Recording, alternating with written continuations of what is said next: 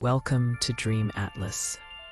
Tonight, we travel far across the endless golden steppe, where the wind carries forgotten songs and a lone falcon soars between memory and myth. Let the stillness of the plains quiet your mind as the horizon melts into dreamlight. Breathe deeply and listen to the story of the dreaming falcon of the steppe. A night stretched endlessly over the Kazakh steppe, an ocean of frost and silence beneath a sky of liquid stars. Snow lay thinly on the grasslands, glimmering faintly as the moon drifted through slow-moving clouds. A single rider moved across that boundless world, wrapped in a heavy sheepskin cloak, the breath of his horse rising in pale plumes. His name was Auroras, son of Tural, and on his left arm perched a golden falcon, its feathers glinting with faint silver under the moonlight. It was said among the elders that the bird had been born from the wind, that it came to Auroras' father one winter dawn when the world was still young enough to dream. Auroras rode quietly, his eyes scanning the far horizon. He had been traveling for days, chasing a memory more than a destination. Each hoofbeat of his horse echoed like a heartbeat within the sleeping steppe. There were no trees, no mountains, only the undulating sea of land stretching to eternity. To most men, this emptiness was desolation. To Auroras, it was home. He was a Berkuchi, a falconer of the plains, one of the few who still followed the old ways. He had learned from his father to speak to the sky, to listen to the wind, to move with the rhythm of the earth. And now that his father was gone, only the falcon remained, his last living tie to the world of full silence. The falcon shifted on his arm, restless. Its eyes glowed amber, reflecting the moon. It was named Tengri's Wing, after the god of the eternal heavens. "Patience," Auroras whispered in the old tongue. His voice was soft, almost reverent. The bird tilted its head as if listening, and in that moment, the rider and the falcon seemed to share a thought, too old for words. The wind picked up. It came low and mournful, curling around him like a memory. It carried with it the faint smell of salt and iron, the ghost of distant seas that had once covered this land in ancient times. The steppe was old, older than the language of men. Every blade of grass, every stone, every ripple of land remembered something, a hoofbeat from a forgotten horde, a prayer whispered to the dawn, a song lost to the wind. Auroras slowed his horse, gazing into the pale expanse. He thought of his father again, of the nights they had camped by the rivers, catching sparks from the firelight in the falcon's eyes. His father used to say, "The sky is a mirror, Auroras. Look long enough, and it will show you your soul." But tonight, the sky reflected only distance. He dismounted and began to make camp. His hands worked methodically, striking flint, feeding dry grass to the tiny flame until it caught, and building a small fire from the sparse shrubs he had gathered along the way. The horse stood still, steam rising from its nostrils. The falcon perched beside him, feathers ruffling in the cold breeze. When the fire finally crackled to life, Aruz sat close to it, palms extended to the warmth. The shadows danced like spirits around him, flickering across the endless plain. From his saddlebag, he drew out a small leather pouch, his father's talisman. Inside was a fragment of carved bone, etched with swirling lines that resembled wings. It had belonged, his father once said, to a line of dreamers, falconers who could walk the border between waking and sleep, earth and sky. Aruz held the talisman to the firelight, its faint carvings glowing amber. Something stirred inside him, not fear, but an ache too vast to name. He felt as though the steppe itself were breathing through him, as though every gust of wind carried the voices of those who had come before. Then a sound broke the stillness, a soft, distant cry, high and mournful, echoing across the frozen land. Aruz looked up sharply. The falcon turned its head, eyes narrowing. The sound came again, this time clearer. It was not a wolf, nor the wind. It was the call of another falcon. But there were no others left here. Not in this season. Not this far north. And yet the voice carried with it something unmistakable. A message, perhaps, or a memory. Tengri's wing, Aruz murmured, rising slowly. The falcon's feathers fluffed, then stilled. It was listening too. He walked away from the fire, into the cold moonlight.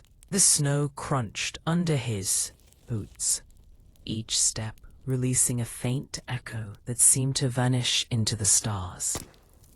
He stopped when he reached the crest of a low hill. The land below shimmered faintly, ripples of frost catching the lunar glow. In the distance, half buried by time, rose a burial mound, its curved silhouette ancient and solemn. No one had touched such places in centuries. They were the mounds of the sky people, the first dreamers of the steppe. The cry came again, closer now, from the direction of the mound. It sounded not of this world, half real, half remembered. And with it came a feeling, as though he were being called not by a creature, but by the land itself. Aruz felt the hair rise on his neck. The air grew colder, yet more alive. The falcon on his arm shifted, wings tensing. He could almost hear his father's voice in the wind. "Go where the silence leads, my son. There the dream begins." And so he followed. The walk was short, though it felt eternal. Each step brought him closer to something vast, something that breathed beneath the skin of the earth. When he reached the mound, the moon broke free of the clouds, spilling pale silver over the land. The mound's entrance was little more than a shadowed hollow, framed by stones marked with the patterns of wings. He knelt, touching the frozen soil. For a moment, the cold stung his palm. Then warmth, faint, rhythmic, like a heartbeat, pulsed through the ground. He pulled his hand back sharply, startled. The falcon hissed softly, feathers rising. Then, to his disbelief, the mound itself seemed to sigh, a long exhale through the centuries. The wind rose again, circling the mound, carrying whispers that might once have been human voices. They did not frighten him. They felt familiar. like fragments of an old lullaby sung by someone he once loved. Aruz stood there for a long while, lost in the rhythm of that ancient breath. Finally he whispered, "Tell me your dream." And in that instant, the falcon leapt from his arm, soaring upward into the night. Its wings cut across the stars like silver fire, and as it flew, the wind shifted, forming patterns in the snow that resembled eyes, faces, and wings. The mound glowed faintly, as though the moonlight had entered it. And Aruz knew, without understanding how, that he was standing on the threshold of something sacred, something that had waited for him for centuries. He returned to the fire in silence. The flames had burned low, embers pulsing like the last heartbeats of a dying sun. He sat beside them, wrapped his cloak tightly, and closed his eyes. The falcon had not yet returned, but somewhere above the sleeping steppe it circled, unseen, watching, waiting, dreaming. And as Aruz drifted toward sleep, he thought he heard the mound whisper one final phrase, carried on the wind, soft and ancient. The fire had sunk into quiet embers. Aruz slept with one arm across his chest, the talisman still in his grasp. Above him, the stars wheeled in their silent dance, and the wind hummed softly across the grasslands, like the voice of an ancient instrument. In sleep, the boundary between earth and sky began to melt. The breath of the steppe grew warm, the frost dissolving into shimmering mist. The horse no longer stood tethered, but wandered freely in the silver haze, and from the mist rose the falcon Tengri's wing, radiant and vast, its feathers rippling with starlight. But this was no ordinary falcon. It was enormous, its wings stretched across the horizon, its eyes the color of molten gold. When it beat its wings, the air itself seemed to tremble, and every blade of grass bowed in reverence. Aruz stood in the dream, gazing upward, his cloak fluttering in the wind. He was not afraid. He had entered a dream so deep that it felt more real than waking. The falcon circled him once, twice, and then descended, landing on a stone column that rose from the mist. Its gaze fixed upon him with a familiarity that felt older than memory. Then it spoke, not in words, but in music, a song that moved through him like a current of light. Each note shimmered through the air, echoing from horizon to horizon. The song told stories not with language, but with images, and Aruz saw them all. He saw a vast plain shimmering with sunlight, the same steppe, but younger, untouched by the plow or road.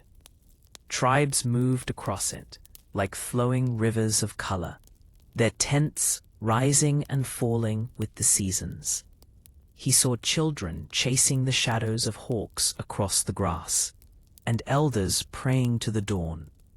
He saw women weaving tapestries that told the stories of stars, each thread a memory, each pattern a dream. And through all of it, the falcon soared above, silent, eternal, unseen, but always watching. The song deepened. Now the vision shifted, showing a war that had long been forgotten. Riders clashed like thunder over the steppe, their banners torn by wind. Auroras saw his ancestors, fierce and proud, yet weary, their eyes filled with longing, not rage. They fought not for conquest, but for memory, to keep alive the bond between land, sky, and spirit. When one of them fell, the falcon descended, touching the fallen man's chest with its wings, and from his lips rose a small silver flame that drifted upward, vanishing into the stars. Auroras understood then. The falcon was the keeper of souls, the messenger of Tengri, guiding the spirits of those who loved the steppe back into the sky. He felt tears warm his face, though no wind touched him. He fell to his knees in the dream, whispering, "Are you my father's spirit, or the voice of all who came before?" The falcon's golden eyes softened, its voice now a low hum, like the sound of distant drums, filled his mind. "We are one, and many. The wind remembers every name. Your father walks with us, as you will, when the sky calls." The mists thickened, curling like smoke. Out of them rose a mountain of light, tall and faceted like crystal. At its summit burned a single flame that neither flickered nor wavered. The falcon turned toward it, wings rising slowly. "This is the heart of the steppe," the falcon's voice murmured within him. "Every dream, every breath, every death, it all returns here.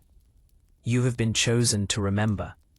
Auroras felt the world tilt as though gravity itself bowed before that shining mountain. He felt drawn to it, his feet moving of their own accord. As he climbed, he saw faces in the mist, ancestors, friends, strangers from forgotten ages, all watching silently, their eyes full of peace. At the mountain's base, he stopped. The light was blinding, but soft, like standing inside a sunrise. The falcon hovered beside him, wings beating slowly, stirring the mist into rings of gold. Then, from within the light, emerged a figure tall, robed in wind and cloud. Its face was neither man nor woman, young nor old. It was the essence of the sky itself, the god Tengri in human form. The god spoke not in words, but in the language of breath and silence. Still, Auroras understood. "The world forgets," the voice said, "but dreams remember. You will carry our song into the waking lands and teach the wind to speak again." The falcon extended one wing toward him, and a single feather drifted into his hands. It shimmered with colors no mortal eyes had ever seen, shifting between silver, amber, and flame. The moment he touched it, warmth flooded through him, not heat, but memory. He saw his father's face, the old man's smile in the firelight, the sound of laughter under the stars, the way he had whispered stories of the ancient gods while oil lamps flickered in the yurt. And then, beneath those memories, deeper still, he saw the first dream. a child of the sky, falling to earth in the shape of a bird. A promise made between heaven and grass. A vow that as long as falcons soared, the dream would not die.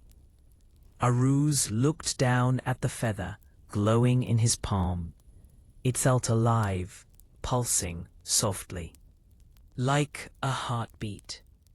The god's voice faded, and the world around him began to dissolve into wind. "When you wake," the falcon whispered, "follow the song of the windmills. There, the dream continues." Auroras tried to speak, but his voice broke into silence. The light of the mountain dimmed. The falcon began to fade, its eyes the last to vanish, twin suns receding into night. And as it disappeared, its final note lingered in the air, a tone so pure, so vast, that the entire steppe seemed to hum with. Something glowed faintly, a feather, silver gold, warm against his skin. The falcon, Tengri's wing, was perched nearby, watching him in silence. And when their eyes met, he felt it again, the invisible thread between them, stretching from heart to sky. For a long while, neither of them moved. Then Auroras rose, lifted his arm, and the falcon climbed to his wrist. Its talons were gentle, its gaze endless. He turned toward the east, where the old windmills rose like ghosts on the horizon, relics of another age, turning slowly in the dawnlight. And as he began to walk, the wind rose behind him, carrying faint echoes of a melody only the dreaming could hear. The wind was gentle that morning, a ribbon of breath winding over the snow-dusted grass. Auroras rode slowly, his cloak trailing behind him. The falcon balanced on his arm. Each gust carried the faint creak of the old windmills ahead, their vanes turning lazily against the pale sky. The land seemed changed after the dream. The air was clearer, the horizon wider. He could feel the heartbeat of the earth beneath his horse's hooves, steady, ancient, alive.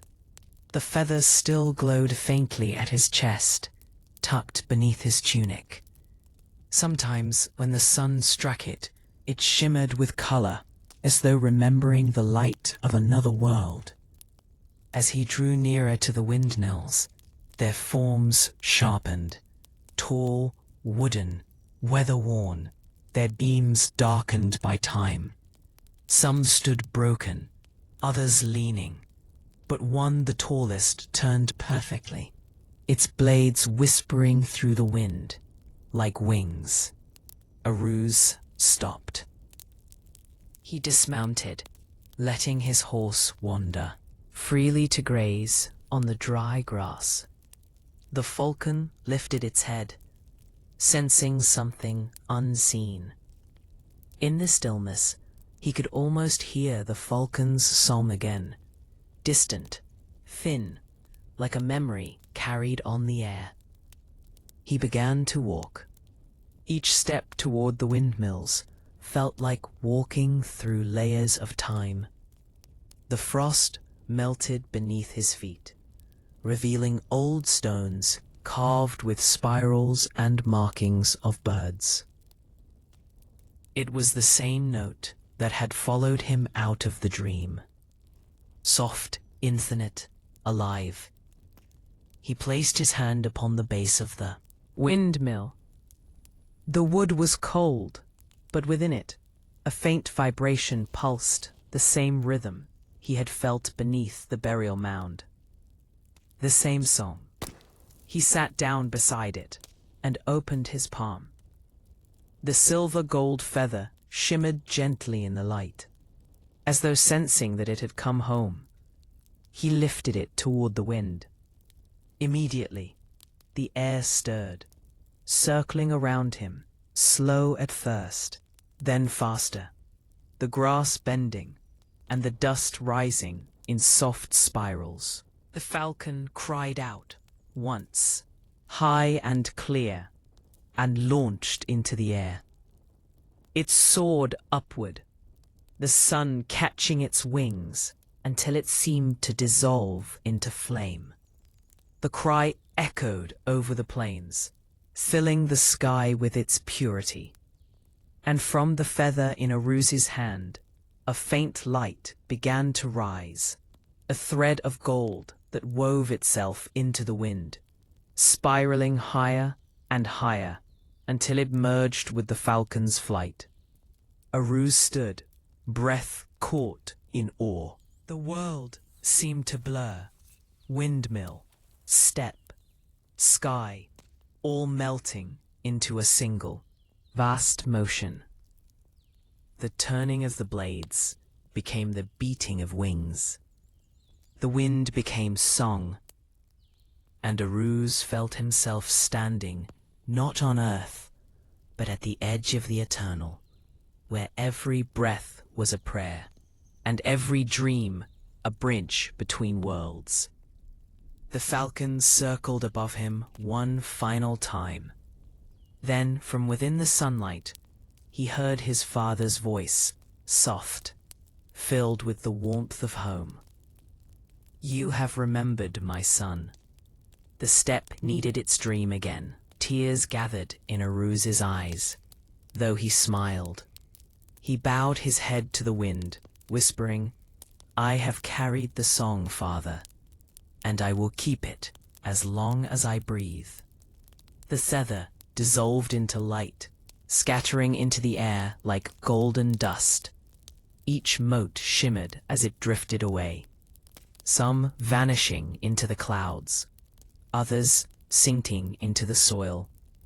And Eurasian understood. The dream did not belong to him alone.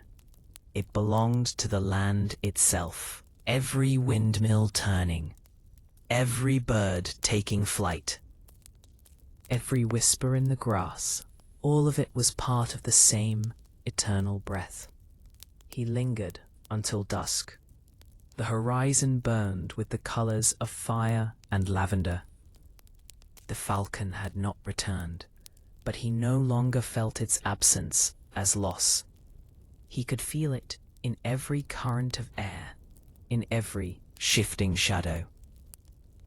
As he mounted his horse and turned west, the sky deepened into indigo. Stars began to bloom faint, trembling lights that mirrored the sparks still burning in his heart. The first snowflakes drifted down, slow and weightless. They landed on his gloves, his shoulders, his hair, tiny mirrors of the heavens above. He rode on, following no path. The wind guided him, whispering in the old language. Behind him, the windmills turned quietly, their blades gleaming in the starlight. And for a moment, just a moment, it seemed the entire steppe was breathing with him. A single vast creature made of grass and memory, sky and silence. Eurasian closed his eyes, letting the rhythm of the horse carry him forward. The air was cold, but within it lived the warmth of something sacred. He did not need to see the road. The dream would guide him now. Night fell gently. Somewhere high above, a falcon's cry echoed one last time, long, pure, and filled with the peace of endless sky. It faded into the wind, like a lullaby.